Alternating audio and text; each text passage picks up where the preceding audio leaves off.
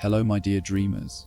It's Drake, and welcome to the cozy night of stories and magic. Tonight, I'll be your guide through one of the most enchanting places in the wizarding world. A village tucked away in the snowy highlands of Scotland, where lanterns glow on cobblestone streets, where laughter spills out of warm taverns, and where every corner hides a story waiting to be told. You know its name well, Hogsmeade. So settle in. Let the sound of the crackling fire and the hush of falling snow carry you away. Imagine yourself walking beneath the twinkling lights, wrapped in a scarf, your footsteps echoing softly as the night unfolds. Together, we'll wander through sweet shops and taverns, down misty alleys and past ancient windows, until Hogsmeade feels like it belongs to you. This is your invitation to rest, to dream, and to drift into sleep surrounded by wonder. As the evening sets over the Scottish Highlands, you find yourself walking along a snow-covered path, the world quiet, but for the crunch of your boots upon the frosted ground. The air is sharp and cold, filling your lungs with a crispness that almost feels alive. A light mist clings to the mountains in the distance, and before you, faintly glowing through the veil of snowfall, is the promise of Hogsmeade Village. It is the only all-wizarding village in Britain, and tonight, it feels like it belongs entirely to you. Lanterns twinkle against the darkening sky, and chimneys send spirals of smoke upward, curling like ink into the fading twilight. Each step draws you nearer to warmth, to history, to a place where legends are whispered as though they were bedtime tales, and magic seeps from every brick and window pane. You pass through an archway carved with runes long forgotten by muggles. The glow of the village widens before your eyes. Cobblestone streets glisten under the snow, lined with crooked shops and colourful signs that sway gently in the winter air. For a moment, you pause, letting the sight wash over you. There is something safe here, something that feels like returning home, to a place you have never been before. The first shop you notice is Honeydukes, its windows misted with frost, but still revealing shelves upon shelves of sweets in dazzling colours. Rows of chocolate frogs sit patiently in their boxes, cards of famous witches and wizards tucked neatly inside. Fizzing whizbees glow faintly, waiting to buzz upon the tongue of the next eager customer. The scent of sugar and peppermint drifts outward each time the door opens, carried by giggling students wrapped in scarves, their arms laden with treats. To your right, Zonko's joke shop bursts with laughter. The sound of fireworks crackling inside makes the snowflakes above seem to shiver. As you linger at the doorway, you can almost hear the voices of Fred and George Weasley, long after their Hogwarts days, plotting pranks and testing inventions. Whizzing fireworks, trick ones, and dung bombs rest upon the shelves as if waiting for mischief to be born anew. But the heart of Hogsmeade calls you further still. The street winds onward like a ribbon of stone, and lanterns overhead sway in the breeze, casting golden halos across the snow. Each step you take echoes softly, mingling with the hush of the winter night. A group of students hurries past, scarves striped in Gryffindor red and gold, their laughter fading into the distance. You watch them vanish around a corner, and suddenly you are alone again, left with the hum of magic that lingers in the silence. Soon, the familiar sign of the Three Broomsticks comes into view, its wooden door carved with age, its windows glowing with amber light.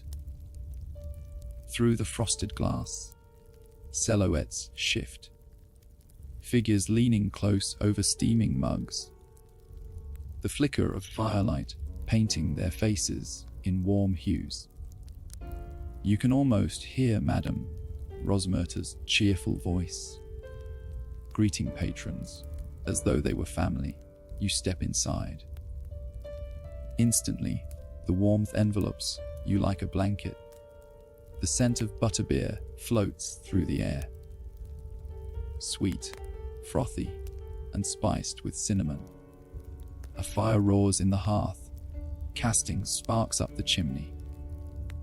Around you, conversations buzz gently, never loud, but alive enough to make the inn feel like the beating heart of the village.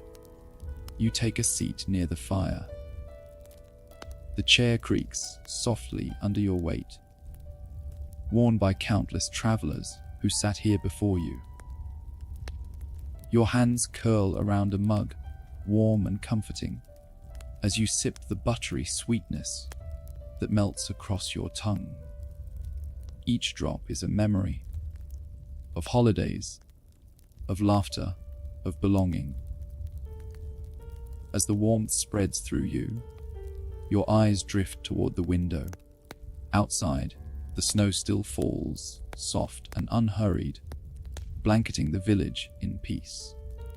Somewhere beyond, the shrieking shack looms, shrouded in rumor and legend, its story carried on the wind like a ghostly song.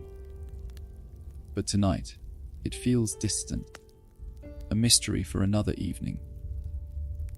For now, here in the heart of Hogsmeade, all is well. The fire crackles, the mugs clink, the stories weave through the air like threads of comfort. And as your eyelids grow heavy, you realize this is not just a village. It is a dream you are living, one step, one breath, one story at a time. The night is only beginning, and Hogsmeade has countless tales to share. The fire in the Three Broomsticks crackles softly behind you as you step back out into the night. The door shuts with a gentle thud, and you're greeted again by the hush of snow drifting through the cobblestone streets. For a moment, you pause, breathing in the sharp winter air, feeling the lingering warmth of butterbeer still glowing in your chest. Hogsmeade seems quieter now, the bustle of students having thinned as night deepens. Lanterns swing lightly in the breeze, their golden halos painting the frost in shimmering circles. You tighten your cloak and begin walking again, eager to see what other secrets the village holds. Your first stop is Honeydukes, that little jewel of sweetness you passed earlier. Its windows glow invitingly, misted with sugar and warmth. As you push open the door, a delicate chime rings, and the world transforms into color and delight. Shelves tower with sweets of every imaginable kind, shimmering sugar quills, rainbow stacks of Bertie, Bott's every flavor beans, and peppermint toads that hop ever so slightly inside their wrappings. The air smells of melted chocolate, candied fruits, and something faintly sparkling, like starlight dusted with sugar. You wander slowly, your fingertips brushing along jars filled with jelly slugs and cauldrons of fizzing whizbees. Each label whispers a promise of laughter and surprise. Children's laughter drifts like music as a small group of Hogwarts students huddles near the counter, their arms full of sweets, their cheeks flushed with joy. But what catches your attention is the back corner. A row of glittering boxes containing the famous chocolate frogs. You pick one up, the packaging glimmering under the lantern light, and wonder which card might lie inside. Perhaps a legendary witch, or a long-forgotten wizard from centuries past. For a moment, you feel as though the card itself might be watching you, waiting to reveal a secret meant only for tonight. With one last glance at the colorful shelves, you step back into the cold. The village feels calmer now, almost like it's holding its breath just for you. Further along, you find yourself before Zonko's joke shop. Even though the hour is late, its windows still flash with bursts of light from enchanted fireworks and practical joke displays. Inside, shelves are stacked with sneakoscopes whirling faintly, boxes of dung bombs, and trick ones that flicker with sparks. The air smells faintly of gunpowder and laughter. You imagine the Weasley twins, once young Gryffindors, slipping in and out of this very doorway, arms full of inventions, their minds already buzzing with dreams of a shop of their own. The spirit of mischief lingers here like perfume, light, playful, harmless. You smile, and even though you don't touch a single thing, you leave feeling as though you've pocketed a joke of your own. The street opens wider as you continue onward, and there, perched near the edge of the village, you catch sight of something quieter, something that feels different from the bright chaos of Honeydukes and Zonko's. A small shop with crooked windows and shelves visible even through the frost. Scrivenshaft's quill shop. You step inside, and immediately the world slows. Rows upon rows of quills line the shelves. Phoenix feather, raven plume. Elegant quills tipped with silver, and practical ones meant for school essays. The scent of parchment and ink fills the air, rich and grounding. Here, the magic is softer, more contemplative. It feels like stepping into a library, where even whispers might disturb the peace. You run your hand along a stack of parchment, the paper cool beneath your fingertips. For a moment, you imagine yourself seated at a wooden desk, quill in hand, ink flowing as stories, dreams, and letters spill across the page. There is something comforting here. The reminder that even in a world of spells and charms, words themselves are the most enduring magic of all. When you leave, the night has deepened. The village is quieter still, as if it is wrapping itself in a blanket of snow and silence. The sound of your footsteps seems to echo louder now, softened only by the steady hush of snowfall. Ahead, The path bends toward a darker corner, where a crooked fence leans against the weight of time. In the distance, just beyond the edge of the village, a lonely silhouette rises. The Shrieking Shack. Its windows are dark, its roof caved in, its frame bowed, as though under the weight of centuries of whispers. They say it's the most haunted house in Britain. They say screams echo from its walls, though no one dares to step inside. But you are in no hurry. That is a tale for another night. Instead, you stand in the snow, gazing at the outline of the shack against the moonlit sky. The silence here is heavier, almost expectant. You feel the weight of history pressing against the air. Secrets of the marauders, shadows of transformations, memories that belong not to you but to the place itself. And then, slowly, you turn back.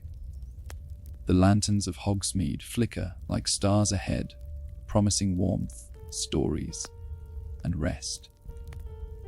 Tonight, you have walked its streets, tasted its sweets, and listened to its laughter. Tomorrow, perhaps, you will uncover more. For now, you let the snow guide you back toward the inn, your heart full of wonder, your mind already drifting toward dreams. The night in Hogsmeade deepens. Snow continues its quiet descent, softening the world into stillness. You walk further down the cobblestone lane until the village lights fade behind you, replaced by the looming presence of the Shrieking Shack. There it stands at the edge of the village, crooked and weather-beaten, its silhouette sharp against the silver light of the moon. Windows are cracked, shutters dangle by rusted hinges, and the roof dips under years of storms and silence. It looks abandoned, but never empty. The villagers whisper about it.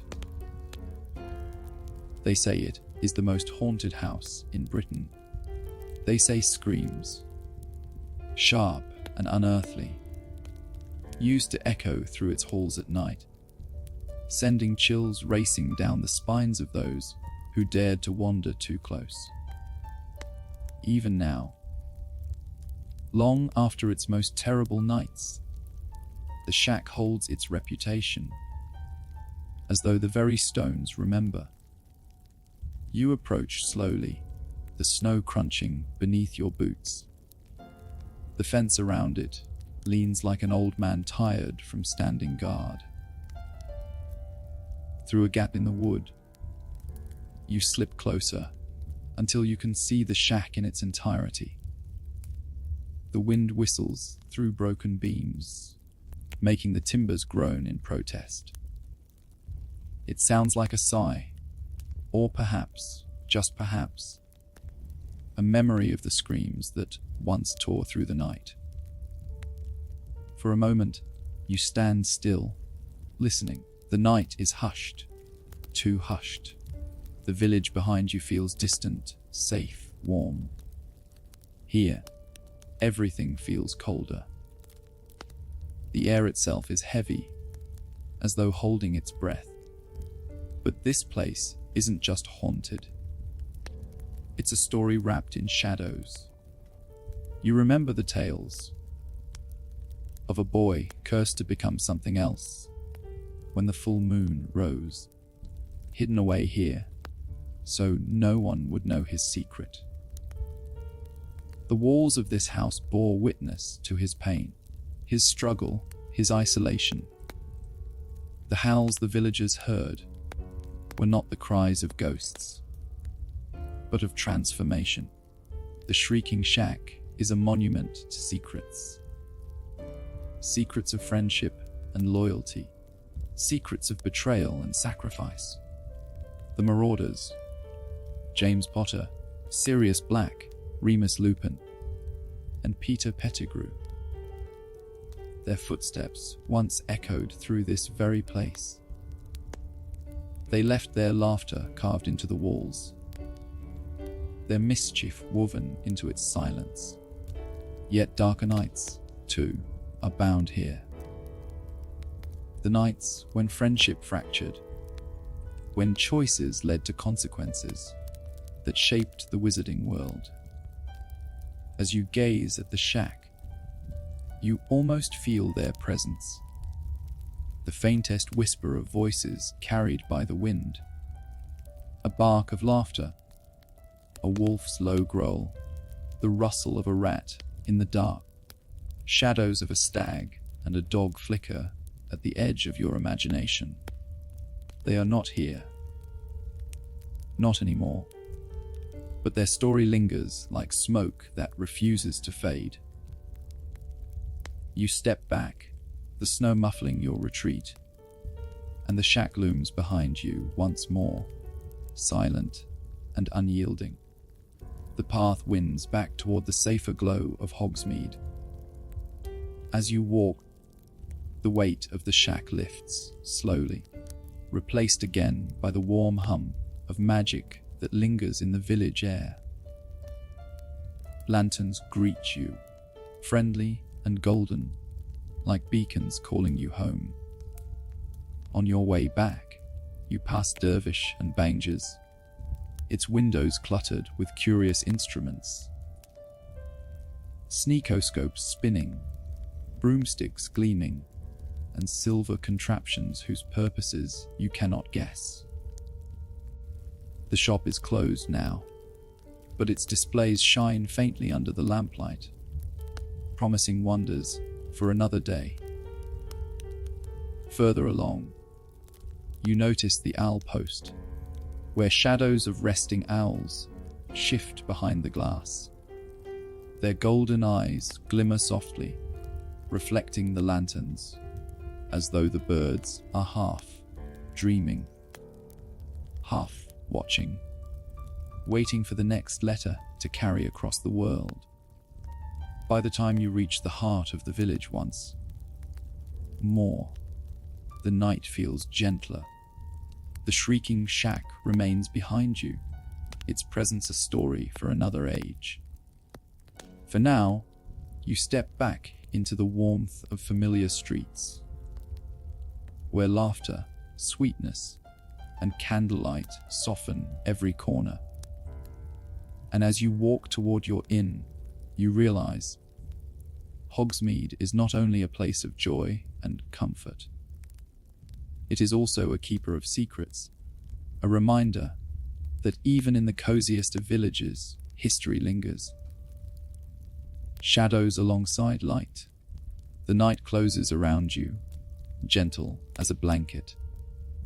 You step inside, close the door behind you, and let the warmth of Hogsmeade carry you into dreams. The shrieking shack lingers behind you, like a shadow in the snow, its crooked outline slowly fading.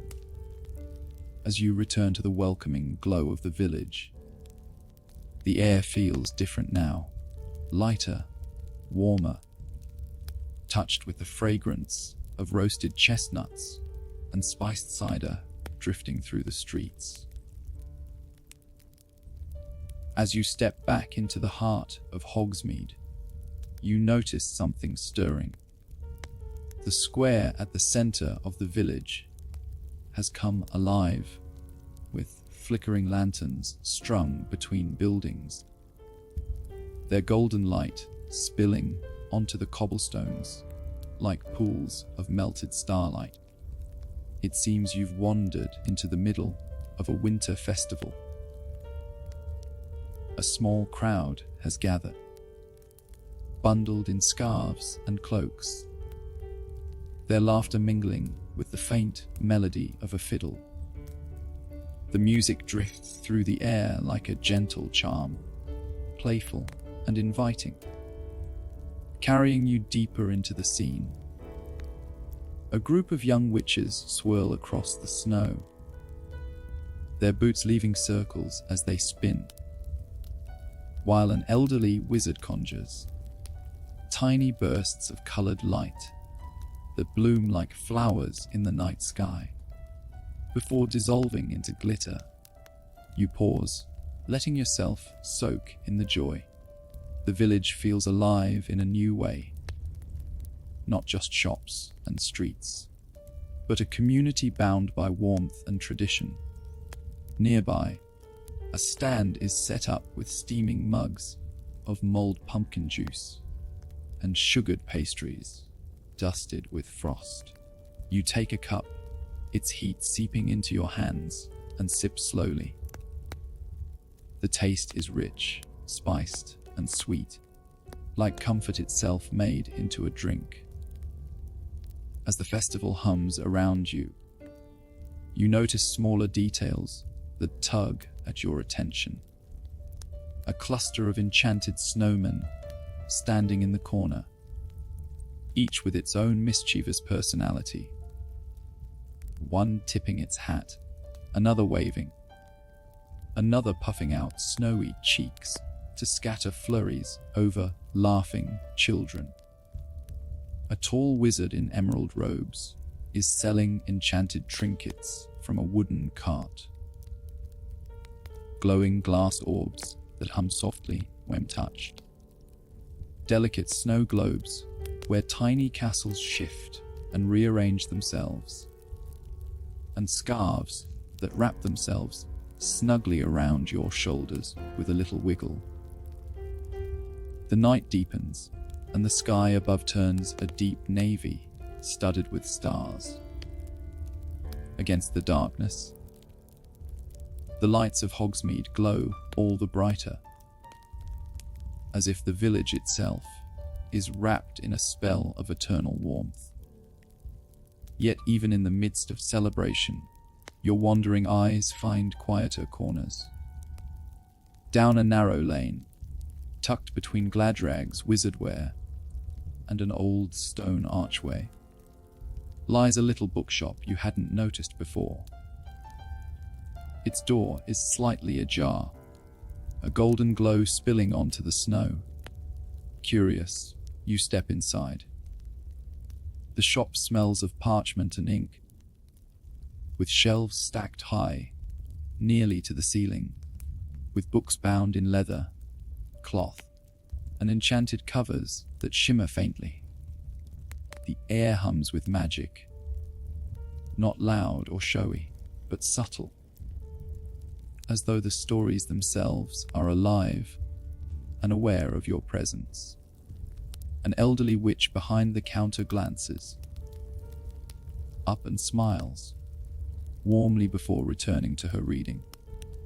You wander the aisles slowly, trailing your hand along the spines. Titles whisper to you. Wondlore through the ages. Mysteries of Scottish Highlands. Charms for quiet nights. You pick up a small, weathered book. Its cover is plain, its pages yellowed, but as you open it, words appear that weren't there before. Shifting, rearranging, telling a tale only you can read in this moment. Perhaps it's magic. Perhaps it's the village itself, choosing to share its story with you tonight. When you close the book, the words vanish. Only the faintest warmth lingers in your hands. You place it back, heart light with wonder. Leaving the bookshop, you return to the square, just as a hush falls over the crowd. Everyone tilts their heads toward the sky, where a troop of witches raise their wands together. With a unified flick, sparks burst upward, unraveling into shapes of dazzling silver and gold. Dragons of light swoop across the stars, leaving shimmering trails behind them. Phoenixes blaze briefly before dissolving into sparks. Snowflakes the size of lanterns drift gently downward, glowing for a heartbeat before fading into nothingness. The crowd cheers, laughter rising like music, and for a moment, Hogsmeade feels not just like a village, but like the very heart of magic itself. As the last sparks fade, you sip the last of your warm drink and smile. Tonight, you've tasted sweets, seen shadows, discovered secrets, and found yourself wrapped in the warmth of a festival that belongs to no one and everyone at once. And still, you know, there is more to explore. Hogsmeade is not done with you yet. With the snow beneath your feet and the stars above your head, you begin the slow walk back toward your inn, carrying with you the glow of lanterns, the taste of sweetness, and the promise of more nights like this. The festival glow lingers behind you like embers in the snow as you drift into one of Hogsmeade's quieter lanes. The laughter fades to a soft echo, replaced by the hush of winter. Boots on crisp frost, your breath in pale ribbons, the distant hoot of something watchful and wise. Up ahead, the old post rises from the street, like an old stone lighthouse, round and sturdy, its windows set in a gentle spiral. A lantern swings above the door, casting a moving halo over the sign carved in oak, reliable deliveries. No distance too far, no night too dark. You pause on the threshold to listen. Inside, a low thrum of activity hums along the bones of the building. Ropes creak, pulleys tick, parchment rustles, and somewhere above, feathers shift in a chorus of soft, secretive whispers. You push the door open, and the warmth meets you like a velvet cloak. The scent hits first, parchment and old wood, ambered wax and a faint spice of owl biscuits. The round room is lovely and lived in. Perches climb the walls in ascending rings, each one occupied by owls of every size and temperament. Tiny scops owls peer down like bead-eyed buttons. Tawny owls blink slowly, unbothered. A charcoal eagle owl sits near the topmost ring, crown-like and regal, surveying all with a monarch's calm. Down on the floor, the work of the night hums along. A sorting table with compartments labelled in curling script. Aberdeen, Inverness, London, Paris, further afield. And a clockwork crane that seems to understand destination better than any human. Bundles of letters sit stacked and tied with string that changes color depending on urgency. Soft blue for ordinary post, a polite gold for timely, and an eager red that thrills the air like a heartbeat. Evening, says a voice, cheerful and hushed all at once. The postmaster looks up with a smudge of ink on his cheek, and a barn owl perched like a colleague on his shoulder. You're here late. Best time, if you ask me. The owls prefer the stars when they're awake and listening. You step closer, and the barn owl pivots its whole face to you, solemn and curious. I, wanted to send a letter, you say. Home. Or to. I'm not sure yet. Maybe somewhere I haven't decided. Eh? The postmaster smiles. Like he's heard this 100 times, and never once tired of it. We have a desk for just that. Letters you haven't decided how to be yet. He gestures toward a little alcove with a slanted writing table, an ink well that glows faintly warm, and a shallow wooden drawer full of envelopes, each slightly different. Rough paper, buttery smooth vellum, some tinted the soft color of dusk.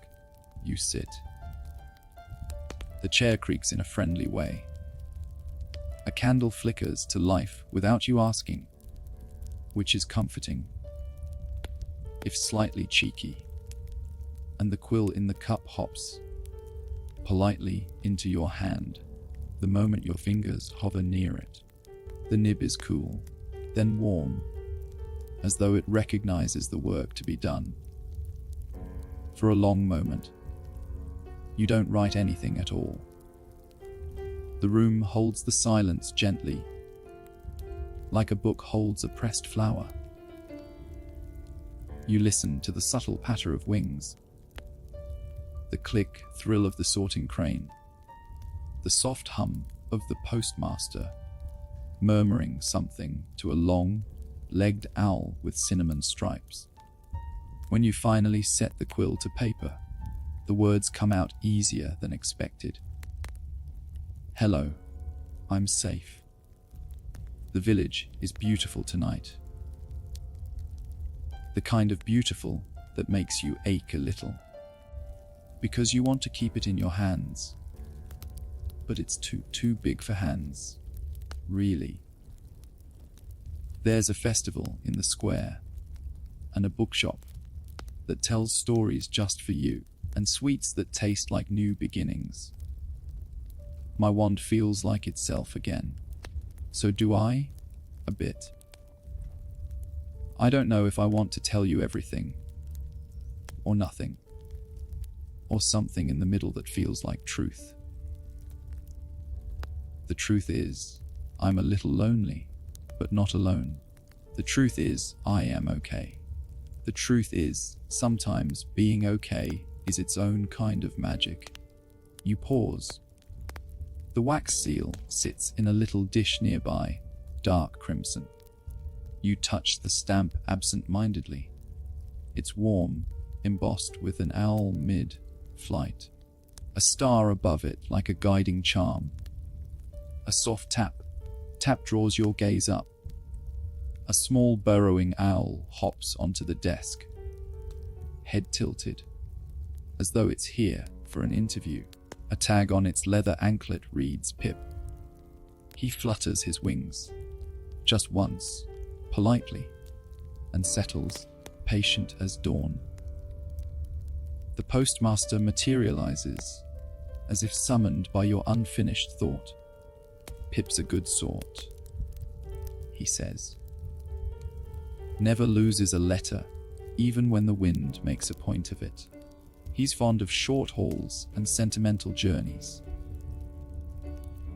Sentimental journeys.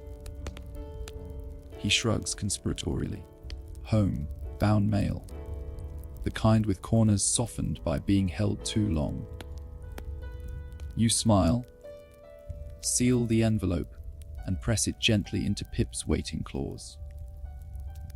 He straightens, proud and important. Would you like to watch the launches? The postmaster asks. We take them from the upper balcony. Good air, good stars. Goodbyes always sit lighter, under the open sky. You follow him up a stone spiral that curves along the wall, its center open like a well of lamplight. The farther you climb, the clearer the sounds become. Wind braiding itself through the rafters, the faint, thrilling rustle of 100 wings readying for the night. At the top, a carved door swings outward. The balcony greets you with its ironwork rail, and the world spread like a map. The village lies below, lamps winking, roofs wearing caps of snow. Beyond, the hills soften into shadow. And the sky is a velvet ocean freckled with stubborn stars. Go on then. The postmaster whispers, freeing Pip's straps with practiced hands. Away and back. Fly true. Pip leans forward into nothing and becomes something astonishing. Brisk. Sure, a small streak of purpose vanishing toward the horizon. Around you, other owls take their cues. A barn owl dips away like a falling feather. A long-eared owl leaps soundlessly, swallowed by starlight. Somewhere higher, a dark shape opens like a banner and sails out across the cold and the quiet. You watch until your letter is only a possibility among the glittering dark, and your chest knots itself into something sweet and hopeful. A breeze lifts the hair at your temples, snowflakes finding their way to you one by one, insistent but gentle. The postmaster leans on the rail. There's a trick to messages, he says, soft, like a secret you already half know. Some are meant to arrive quickly. Some take their time, spiraling down in their own manner, and some, well, some don't arrive until you've become the person who can read them. You think of the bookshop with its shifting words, and the festival lights, and the way the shrieking shack watched you. From its lonely hill, without malice, only memory. Maybe the village is full of messages, waiting to be read in whichever language you learn next. Back inside, the owl post has shifted to that deep night rhythm that living places adopt when they settle into themselves. A young witch at the far desk is scribbling a postcard that keeps changing its picture depending on her mood. Two students debate whether to send a package now or wait until morning. Their breathless argument softened by the room's patience. A sleepy clerk is carefully weighing an odd-shaped parcel with a sigh heavy enough to bend spoons. Before you go, the postmaster says, rummaging in a drawer, "Take this." He hands you a tiny envelope, no bigger than your thumb, sealed with blue wax. Don't open it now. It's a village tradition. A late letter. You'll know when it's time. What is it? A reminder, he says with a wink. But they tend to pick their moments. You tuck the tiny envelope into your pocket like a charm and thank him. The barn owl on his shoulder nods, as if to say good work tonight. And you nod back, as if agreeing. As you step outside, the night greets you with tender quiet. The festival has dwindled to its softest chapter. Just a handful of lights. The last of the music stitched into the air, like a memory you'll hum without noticing. Snow falls in slow, drifting flakes, catching on your scarf in lazy constellations. You wander, unhurried, letting the village choose your route. Past the tailor's window, with moonlit mannequins rearranging their ties. Past a closed apothecary, where an amber bottle glows faintly on a high shelf, as though it refuses to stop being a light, just because the door is locked. Past the bookshop again, the window dark, but a single page inside still turning itself every now and then, as if to keep its story from cooling. At the square, a few lanterns sway. Someone has left a paper cup of chestnuts on a bench with a little note that says, "Take one." You do. It crackles in your palm and smells like old winter holidays. You reach the little inn you've taken for the night. A steep roof, a crooked stoop, a door that needs a gentle shoulder to persuade it. The common room is drowsy and fire, warmed, a handful of late stayers whispering over mugs. You slip past, up the narrow stairs that know your weight too, well after only one night, as those stairs always knew. Your room is small, perfect, and patient. The bed has a quilt with stars stitched into the corners. The window has gathered a delicate lace of frost at the edges, framing a slice of sky where the constellations have arranged themselves kindly just for you. You sit on the bed and take out the tiny blue, sealed envelope. It glows faintly, like a firefly. Not yet, you decide, not tonight. The postmaster said you would know, and you want to honor the knowing when it arrives. You slide it back into your pocket and lie down, quilt tucked under your chin, the village exhaling around you in its soft old ways, as sleep moves toward you like a friendly tide. You think of Pip skimming over fields and roofs, the steady strength of his wings, the surety of his path. Your letter is traveling through the dark toward the light of some kitchen lamp, some familiar table, some good pair of hands.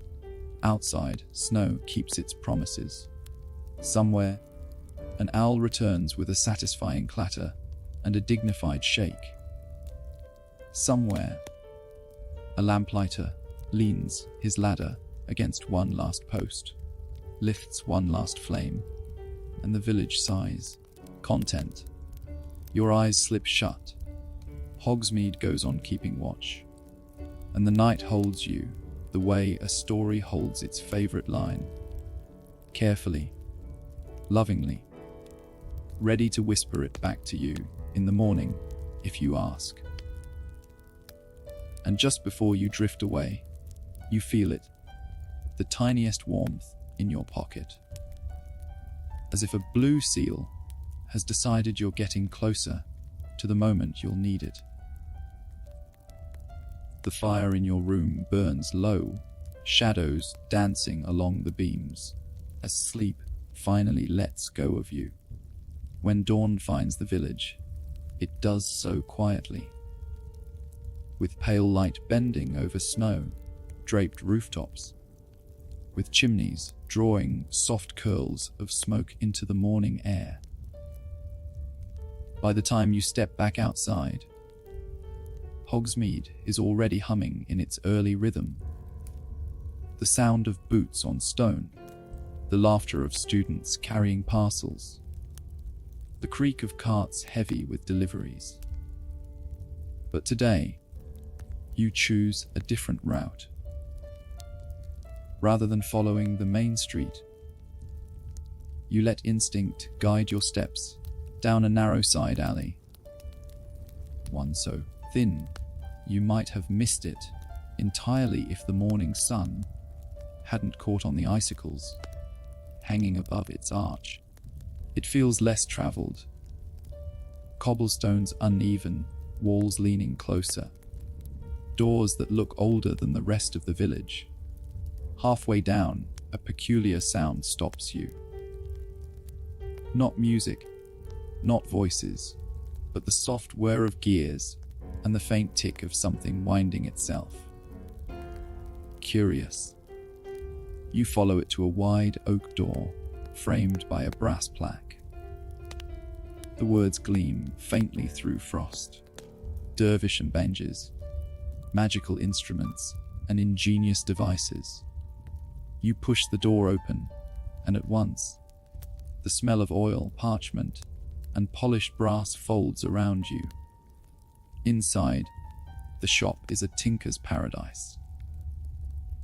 Shelves are lined with objects that hum, click, glow, and occasionally sneeze sparks.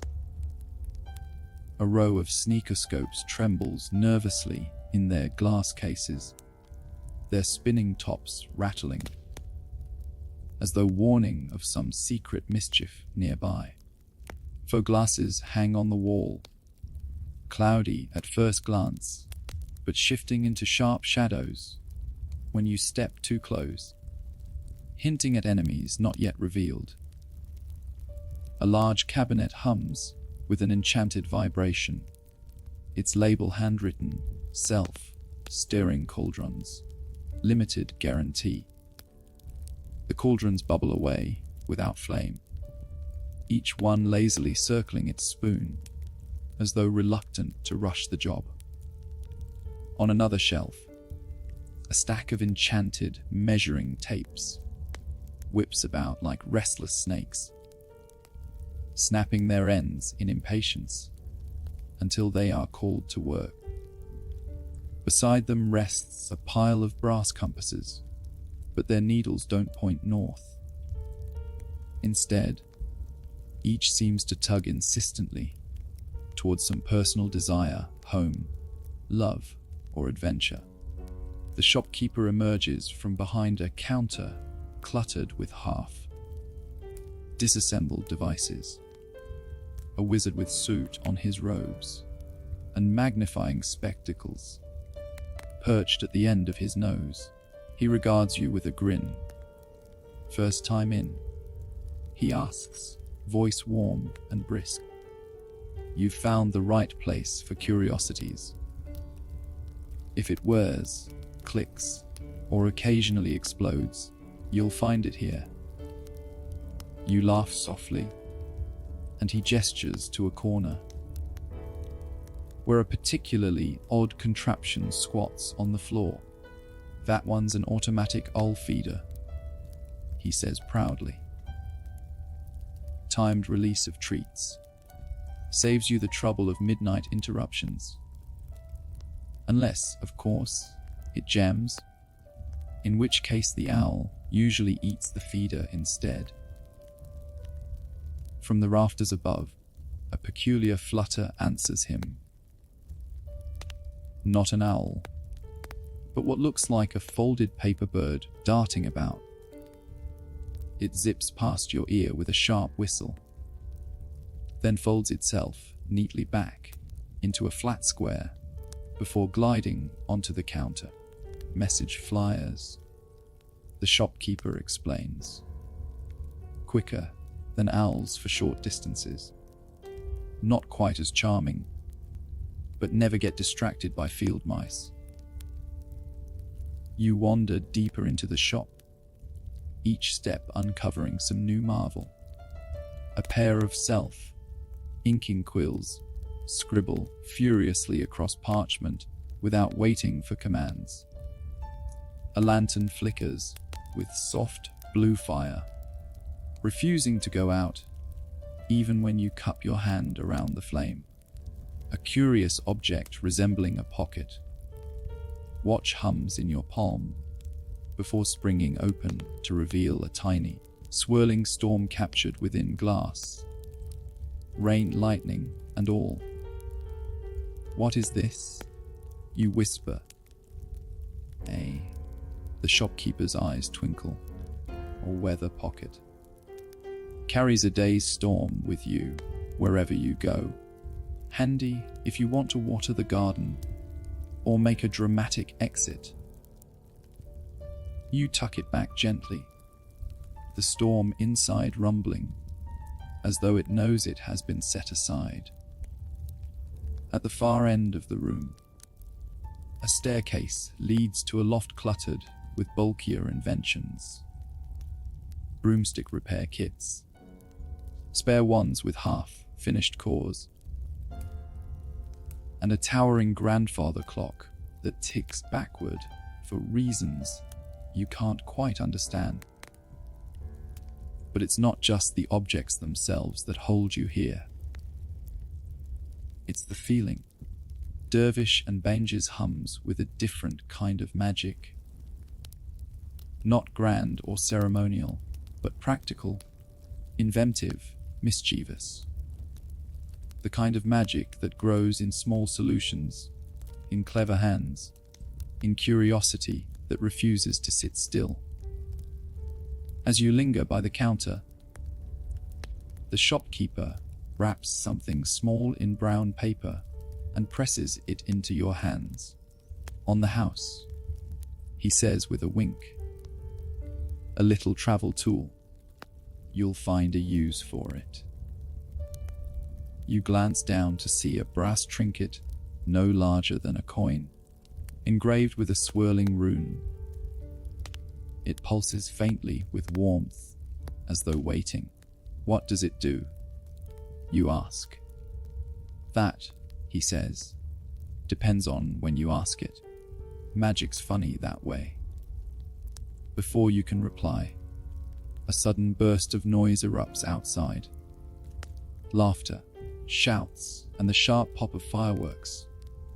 Students, you realize, pouring into the streets for another weekend of Hogsmeade freedom. You thank the shopkeeper, tuck the trinket into your pocket, beside the tiny blue, sealed envelope from the owl post, and step back into the light. The alley feels brighter now, alive with sound. Owls swoop overhead, carrying letters through crisp air. Fireworks bloom briefly above the rooftops before vanishing into smoke. And somewhere in your pocket, 2 small tokens from the village rest quietly, waiting for their time. The village hums. The day is only beginning, and Hogsmeade has more secrets yet. The village street is alive now, warmed by the footsteps of students just freed from Hogwarts gates. Their voices ring through the air like bells. Laughter sharp and bright. The shouts of friends reuniting. The eager rush towards sweets and butterbeer. You let yourself be carried along with the tide until a splash of color in the grey morning catches your eye. There, nestled between 2 old stone shops, stands Gladrag's Wizardwear. Its windows glitter with enchantments, fabrics that shimmer like caught sunlight, mannequins that shift position when you're not looking, cloaks that swish their hems in impatience for attention. The sign above the door sways lightly, painted in curling script and trimmed with gold thread that seems to wink at passers-by. You step inside, and the air changes instantly. Warmer, richer, full of the quiet rustle of fabric alive, with more than just texture. The scent of lavender sachets and freshly pressed robes lingers. Lamps shaped like crystal spheres glow overhead, their light bending across mirrors that seem far too large for the walls they hang upon. Welcome, welcome, a cheerful voice sings out. A witch with a measuring tape draped around her neck hurries over, eyes bright as stars. New robes, a winter cloak, or perhaps she leans closer conspiratorially. Something enchanted. Before you can answer, a nearby mannequin stirs. Its head tilts toward you, and the robe draped across its shoulders ripples like water, adjusting itself into a better fit. For you. You blink, startled, and the witch laughs gently. Oh, they're opinionated, our garments, she says with fondness. Don't mind them. They like to choose their owners as much as you choose them. You wander between racks, heavy, with fabrics. Cloaks line the walls. Velvet, wool, dragon, hide trim. Each one humming softly with spells of warmth or wind resistance. One cloak flutters as you pass, brushing against your arm like a curious cat. Its label reads Windcloak. Never lets the storm bite. Scarves in a rainbow of shades drape themselves across rails. But as soon as you pause, they perk up. One, striped in emerald and silver, snakes toward your neck with eager insistence. Another, soft blue with white stars stitched across it, waits politely, as though whispering, "If you'd like, I'll keep you warm." On a small display table, gloves wriggle their fingers impatiently. A pair leaps toward you, landing neatly in your hands. They fit perfectly, snug and warm, before curling their fabric fingers around yours like a handshake. Careful. The witch calls from across the shop. Some of them don't like being put back once they've found you. A mirror framed in gilded vines catches your eye.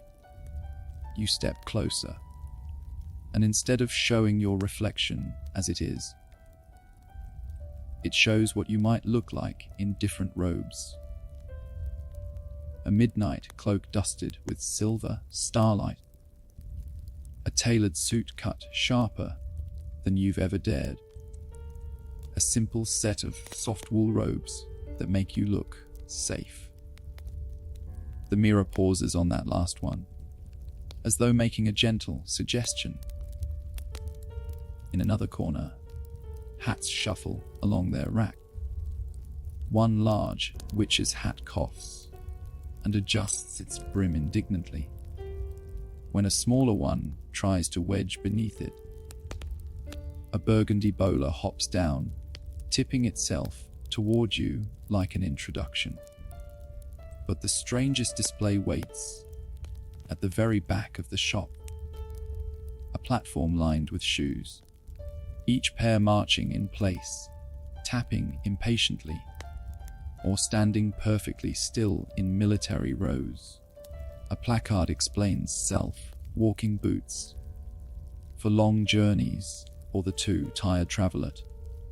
One pair, polished black with brass buckles, steps forward the moment you stop in front of them. They stomp firmly, then stand at attention, waiting. You chuckle. I'm not sure I'm ready for shoes that have more confidence than I do. They'll teach you, the shop witch says kindly, suddenly at your side. She taps the boots with her wand, and they retreat to their platform. Clothes carry a little of their wearer's spirit, you know. These ones just give some back. As you make your way back toward the front, something else catches your eye. A display case, small and unassuming, but glowing faintly. Inside rests a folded cloak, plain black, but with an aura that seems to bend the light around it. The witch notices your gaze and lowers her voice. Not for sale. That's a sample of disillusioned weave. Experimental fabric makes the wearer blend into surroundings. Not invisibility, mind, but close. It's temperamental. As if to prove her point, the cloak twitches, a ripple running across it like heat haze, before it settles again. You leave the case with a shiver of awe and head toward the counter. The witch quickly wraps your chosen gloves in brown paper, though they wiggle a little, as if unwilling to be boxed.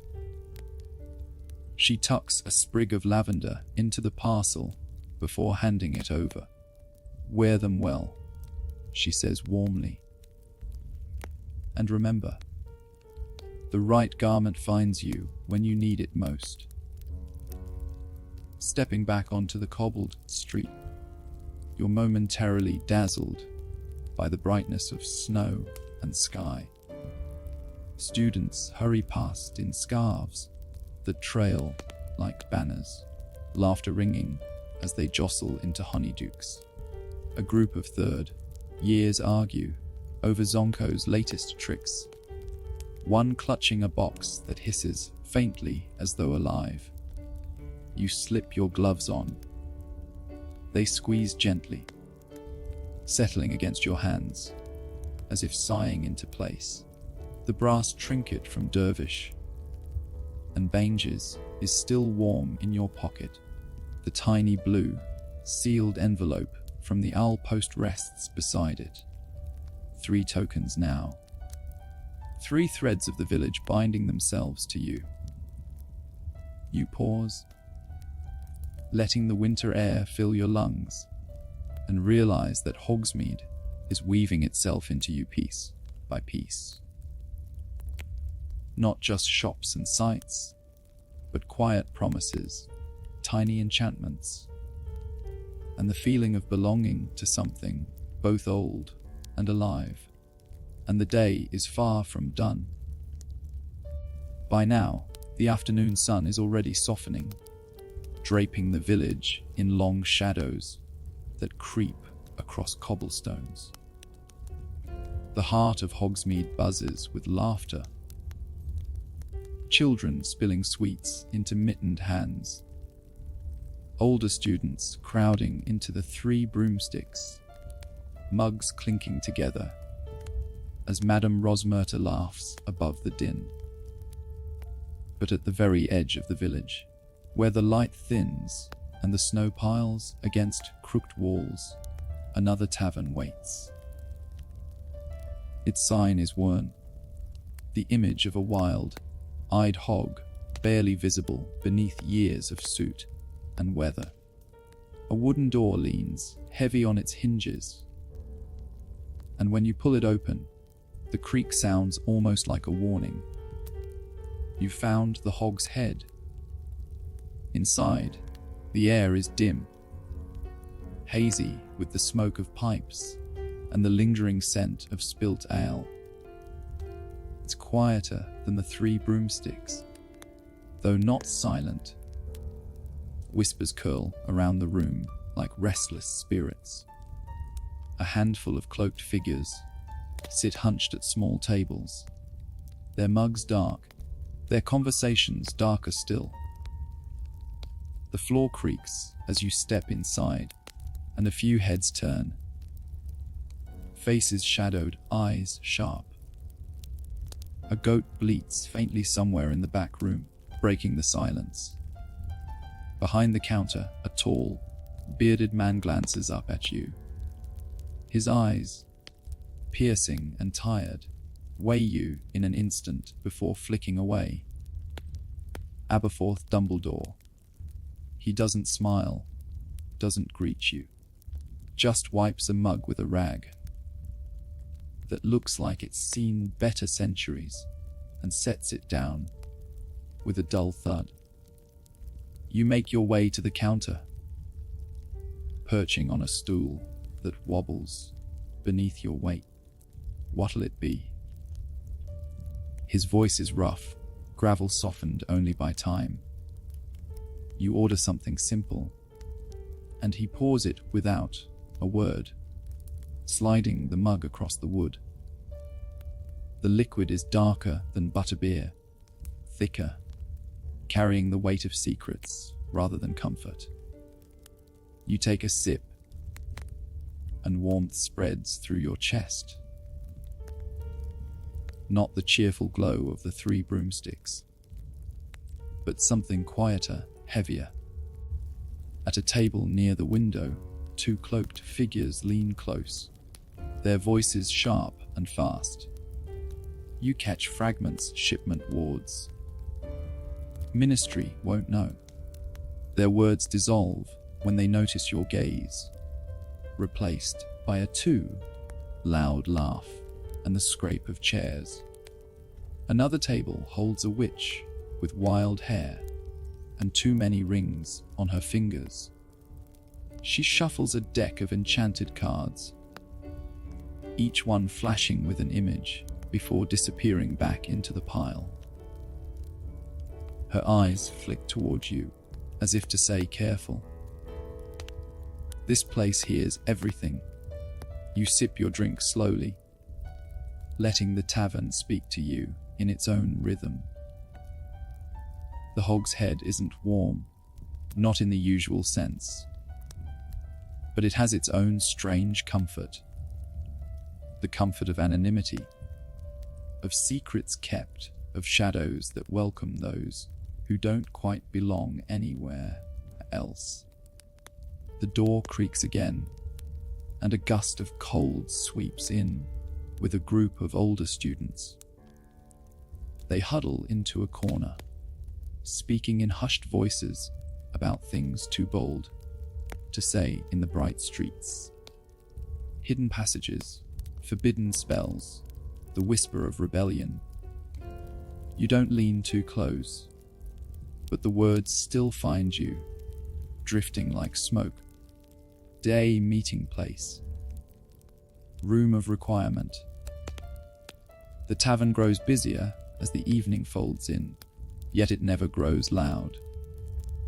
Even the laughter here feels different, low, muffled, as though careful not to draw attention. Aberforth moves behind the bar with quiet efficiency, sometimes muttering at the goat bleating behind the door, sometimes glancing up with sharp eyes that miss nothing. On the wall, a dusty portrait hangs, crooked, faded. You glance at it idly, only to find the figure within staring back at you. A young woman, her face kind but sad, framed in a halo of dark hair. She doesn't move, doesn't speak, but something in her gaze lingers. A story, a memory, maybe even a warning. Before you can look closer, Aberforth's rough voice cuts in. Best not to stare. There's no malice in it, just a truth.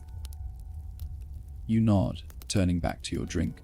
For a long while, you simply sit there, listening, watching, letting the tavern wrap you in its strange, secretive cloak. It feels as though the very walls remember things.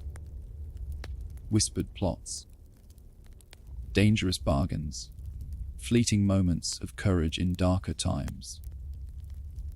When at last you finish your mug, Aberforth takes it without a word. His eyes linger on you, for just a second longer this time, as if weighing whether you belong here or not. Then he nods, almost imperceptibly, before turning away. You step back into the night, the door creaking shut behind you. The air outside feels fresher, the snow sharper. The lights of the main street glow warmly in the distance. But for a moment, you linger in the shadow of the Hogshead. In your pocket, the brass trinket from Dervish, Ambience warms faintly, as though alive to what you've just seen.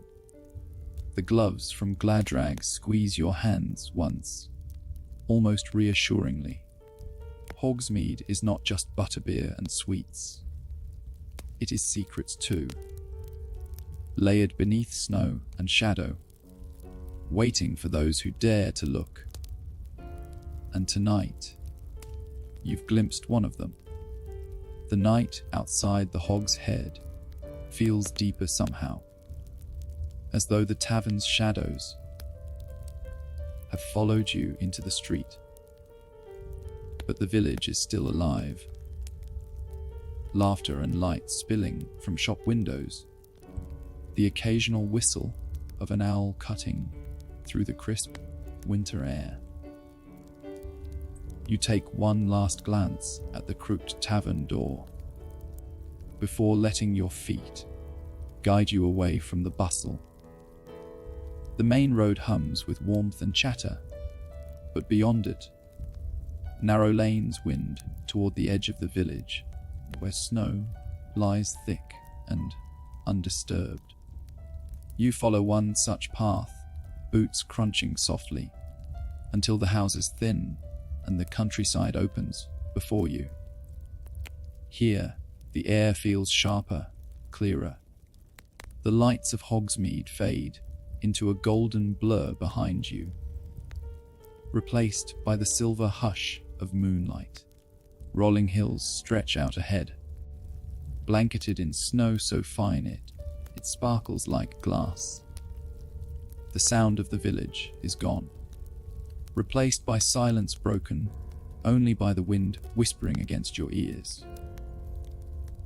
A fence lines the path, half buried beneath snowdrifts. Beyond it, the land falls away into a valley, where a ribbon of dark iron cuts through the train tracks. You pause, leaning against the fence, gazing down at the rails. They gleam faintly in the moonlight, as though remembering every train that has ever passed. Somewhere far off, a soft hum rises. Not quite sound, not quite silence. Magic, perhaps, lingering in the metal like a heartbeat. The Hogwarts Express. Even in its absence, the tracks hold its memory. The roar of wheels, the billow of steam, the laughter of students pressing their faces to glass. You imagine the carriages rattling past, scarlet paint flashing, the whistle splitting the air as the train winds its way towards school or home. For now, though, the rails rest quiet, twin lines stretching into the night until they vanish into snow and distance. You climb down from the fence, stepping carefully through the powdery drifts, until your boots meet the edge of the tracks. The air feels different here, charged, like static before a storm. When you place your hand on the rail, a faint vibration hums beneath your fingertips, as though the train has only just passed, or is about to. The hills around you are hushed, the snow carrying no footprints but your own. Yet the world doesn't feel empty. It feels watched, not ominously, but curiously. Like the land itself is waiting. You follow the tracks for a while, each step soft against the packed snow beside the rails. The path curves gently, carrying you past frost, crusted bushes and trees, whose branches bend heavy with white. The moon spills silver across everything, and for a moment, the world feels like glass. Fragile, shimmering, infinite. Eventually, the tracks lead you to a small bridge. It spans a narrow stream, frozen solid, its surface glittering like crystal beneath the moon. You pause there, leaning against the cold iron railing, letting your breath mist into the air. From here, the view is breathtaking. The village lies behind you, a cluster of lights glowing softly against the night. Beyond, the hills roll away into shadows, and above them, the mountains rise like giants crowned in snow. You close your eyes, listening.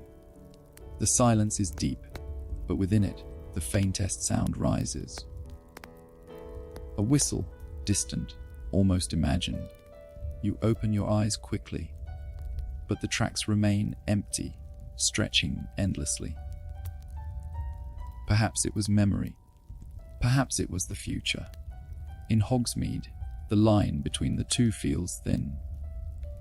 At last, you turn back toward the village. Your boots crunch steadily on the snow, and the brass trinket in your pocket pulses once, faint and warm, as though it too heard the whistle. By the time the lights of Hogsmeade welcome you again, the night feels softer, the secrets of the hills folded gently into your heart.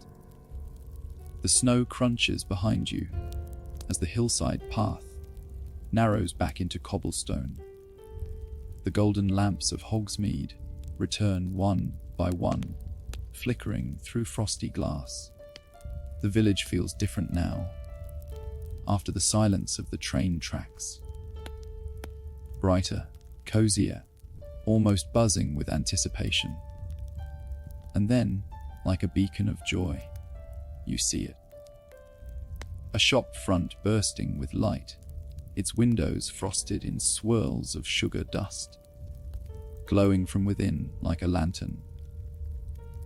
The sign over the door reads Honeydukes, painted in cheerful emerald and pink letters that almost seem to twinkle. Students push eagerly at its door, spilling laughter into the night. As they dart inside, their arms already heavy with sweets. You follow them, and the moment you step in, the world transforms. Warmth embraces you. The scent of caramel, chocolate, and spun sugar wraps around like a blanket. The shop floor is tiled in bright patterns. The shelves stacked to the ceiling in rainbow rows of jars, boxes, and packages that hum faintly with enchantments. The air sparkles, literally in places, as enchanted sugar drops drift lazily downward, like glowing snowflakes before vanishing on the tongue of whoever catches one. At the center, a great display towers, chocolate frogs hopping impatiently in their golden boxes, leaping so energetically that a few slip free, only to be scooped up by a laughing clerk. Careful, they're lively tonight, she calls out, her hands quick as she rescues another one mid-leap.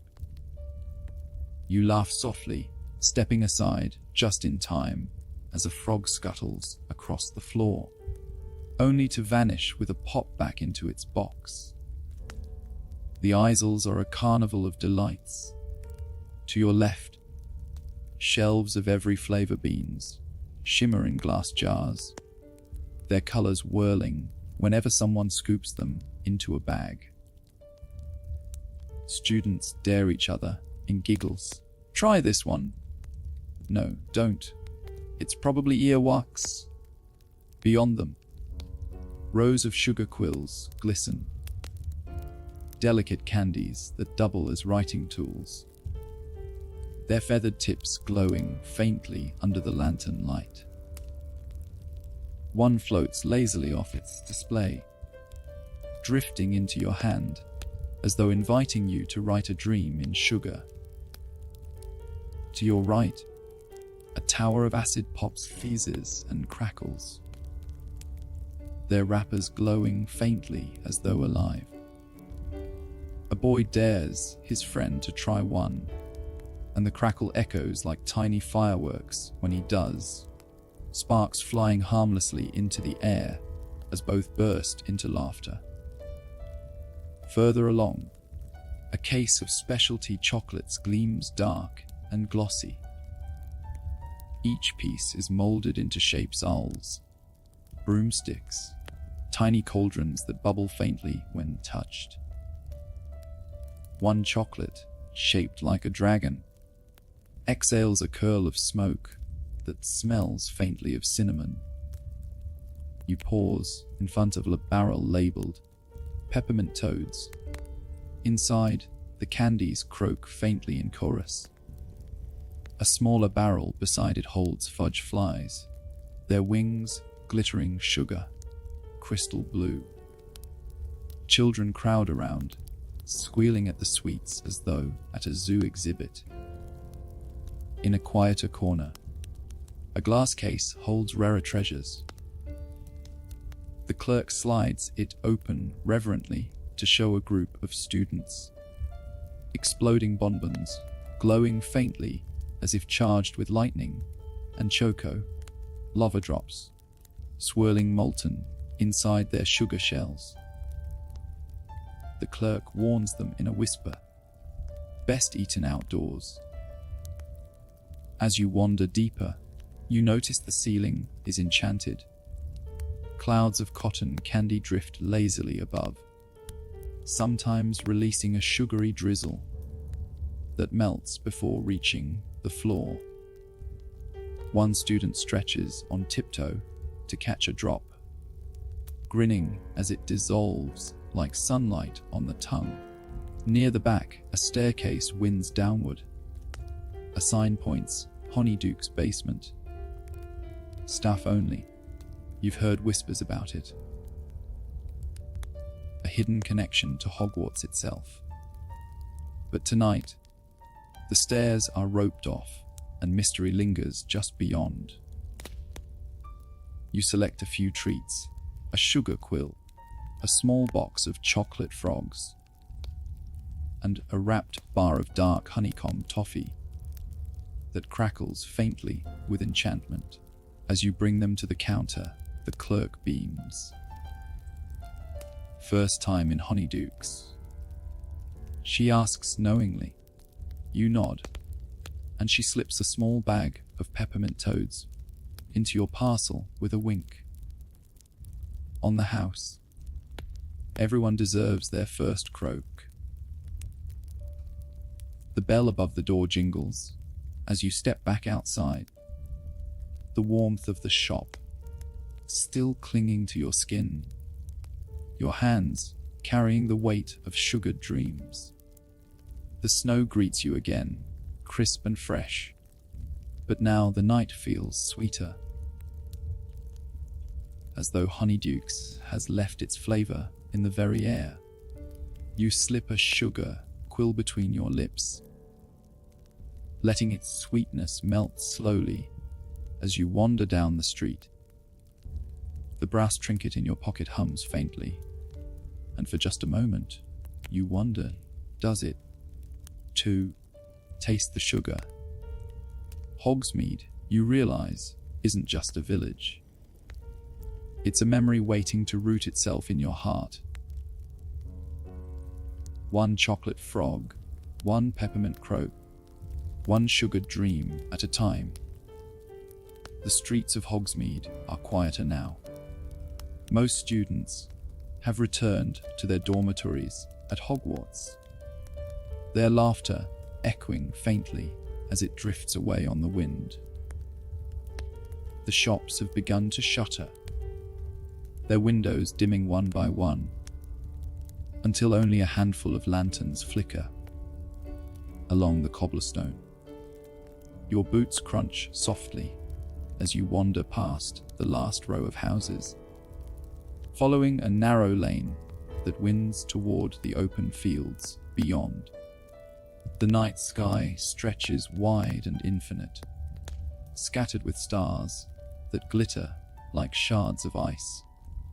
The moon hangs full and pale above, draping the snow-dusted hills in silver. At the bottom of the slope, a mirror of glass rests still and silent, the lake beyond Hogsmeade. It isn't as vast as the Black Lake near the castle, but it holds a different kind of magic. Quieter, older, like a secret whispered by the earth itself. The surface reflects the sky so perfectly that for a moment, you feel as though you're standing between two worlds, one above, one below, divided only by the shimmer of water. The air is cold here, sharper than in the village. but it carries a peace that seeps deep into your bones. You walk to the edge, where the snow gives way to frosted reeds.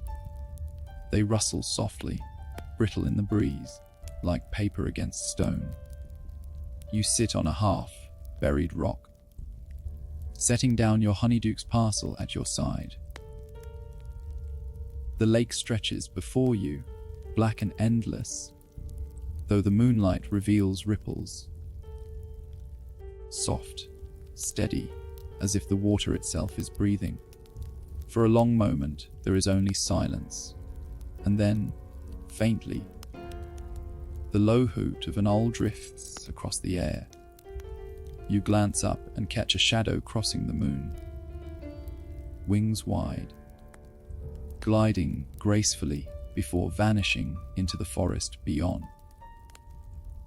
The brass trinket in your pocket stirs again, humming faintly against your palm when you press it. For a heartbeat, the ripples on the lake glow faintly, as though in answer.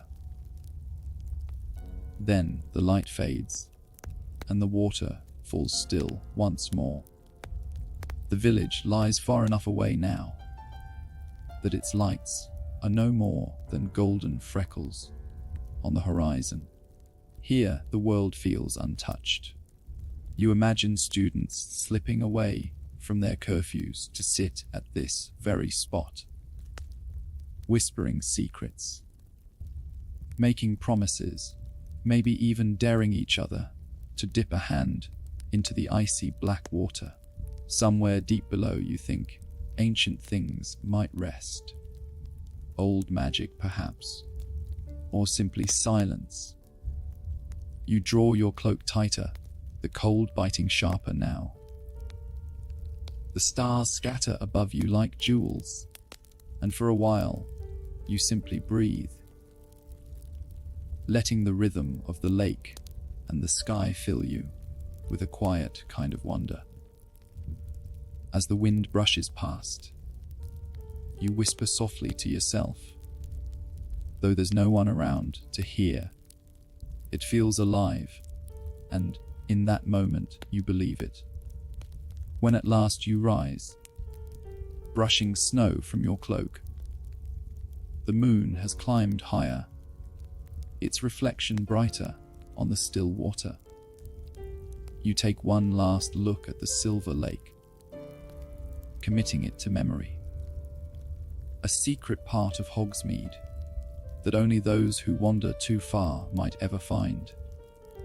Your boots crunch once more as you turn back toward the village, your pocket warm with its enchanted pulse, your bag rustling softly with sugared treats. The lake fades behind you, hidden once again in the folds of night. The path back from the lake winds uphill, and with every step, the distant glow of Hogsmeade grows clearer. The village is quieter now, its bustle softened into a dreamlike calm. Lanterns glow like golden stars in the windows. Smoke curls lazily from chimneys, and the snow continues to fall. Light, unhurried, as though it, too, has nowhere else to be. You pause at the edge of the road, looking back once more at the silver lake behind you. It rests in silence, reflecting the moon like a secret it has kept for centuries. Then you turn, letting the warmth of the village call you home. The streets welcome you with gentle familiarity. The shops you explored earlier now seem softer in the hush of midnight. Honeydukes rests quietly, its sugar-dusted windows glowing faintly.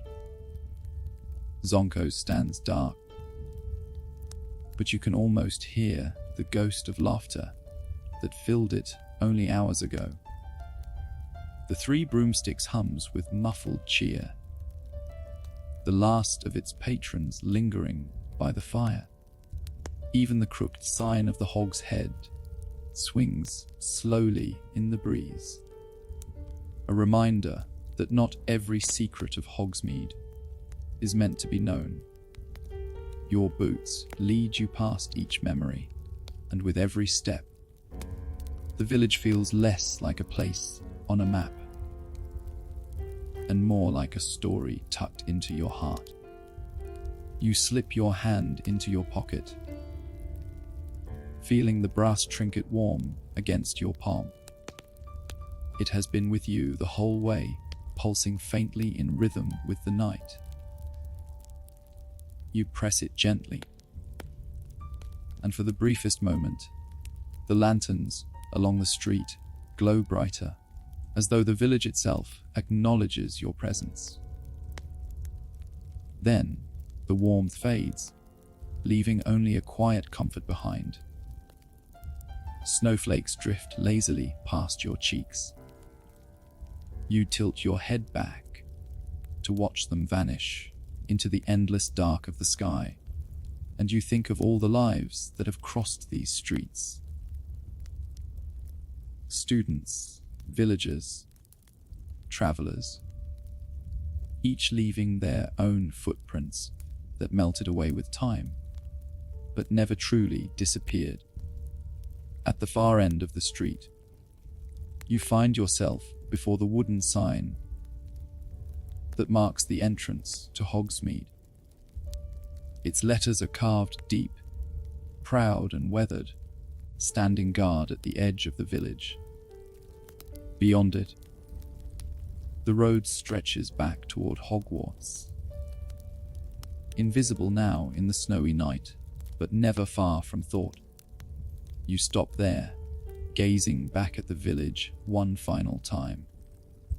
Every corner you explored, from the laughter of Honeydukes to the shadows of the shrieking shack, from the hidden whispers of the Hog's Head to the silver stillness of the lake, gathers into one memory, woven together like threads of a story you'll never forget. And though your journey ends here, Hogsmeade remains. The village will always wait, its lanterns glowing, its snow falling, its secrets tucked quietly between its cobblestones. You take a deep breath, letting the crisp winter air fill your lungs. And as you turn toward the path ahead, you whisper softly to yourself, "Until next time." The snow carries your words away, scattering them like feathers into the night. And with that, you step forward, your heart warm, your spirit light, and your dreams already weaving the story again. The fire has burned low, the night has grown still, and our tale comes to its quiet end. Yet stories like these never truly end, do they? They linger. In the stone of old castles, in the songs of travelers, in the whispers of trees, or in the dreams of those who remember. The world we visited tonight, whether filled with magic, wolves, hobbits, or ancient heroes, remains alive, waiting for us to return whenever the night feels long and sleep feels far away. So, as you close your eyes, think of what we've shared together. Perhaps a wolf's howl under a frozen sky. Perhaps a lantern flickering in a wizarding village. Or the sound of rain falling on an elven path. Whatever it is, carry it with you into your dreams. Let it guard you, comfort you, and remind you that even in the darkest of nights, there is always a fire still burning, and always a story yet to be told. Rest now, dream deeply, and remember, no shadow lasts forever. Until next time, stay safe and sweet dreams.